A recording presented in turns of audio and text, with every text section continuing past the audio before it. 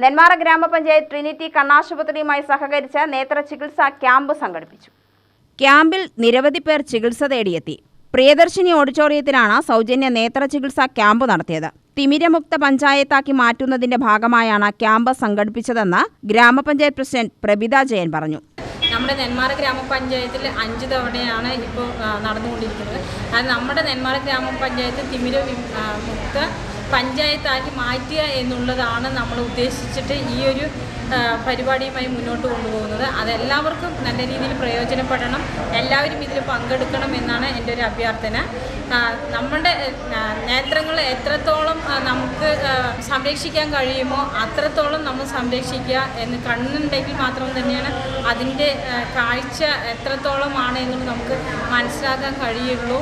അത് നമ്മൾ ശ്രദ്ധിക്കുക, ഒരിക്കലും നമ്മൾ മിസ് ചെയ്യാതെ ഇത് പങ്കെടുക്കുക. അമിതമായ മൊബൈൽ ഉപയോഗം കണ്ണിന് ദോഷം ചെയ്യുമെന്ന് ഡോക്ടർ സന്ദീപ് അറിയിച്ചു. നമ്മളെ ലാപ്ടോപ്പ് അതുപോലെ തന്നെ മൊബൈൽ ഫോണുകളുടെ ഉപയോഗം വളരെ കൂടുതലാണ്.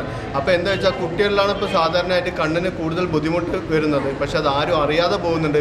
പല കുട്ടികളും കാഴ്ച നല്ലപോലെ കുറഞ്ഞിട്ടാണ് മനസ്സിലാക്കുന്നത്. സ്കൂളുകളിലും നമ്മളിപ്പോൾ സാധാരണ നമ്മളെല്ലാവരും ക്യാമ്പുകൾ ചെയ്യാറുണ്ട്.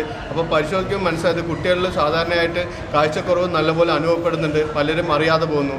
അപ്പോൾ എന്താ ചോദിച്ചാൽ ഒരു 6 മാസം കൂടുമ്പോഴെങ്കിലും ഒരു കുട്ടിയെ ജസ്റ്റ് ഒന്ന് കണ്ണ് പരിശോധിക്കുകയാണെങ്കിൽ നമുക്കത് എത്രയും പെട്ടെന്ന് ഐഡൻറ്റിഫൈ ചെയ്യാനും അതിൽ കാഴ്ചയ്ക്ക് വേണ്ട കാര്യങ്ങൾ ചെയ്യുന്നതിന് വേണ്ടിയിട്ടും കണ്ണട ഉപയോഗിക്കുന്നതിനും ഇല്ലെങ്കിൽ അത് നമുക്ക് കാഴ്ച കൂടുതൽ പ്രശ്നത്തിലോട്ട് പോകാതെ അത് പരിമിതപ്പെടുത്തി കൊണ്ടുപോകാൻ നമുക്ക് കഴിയും.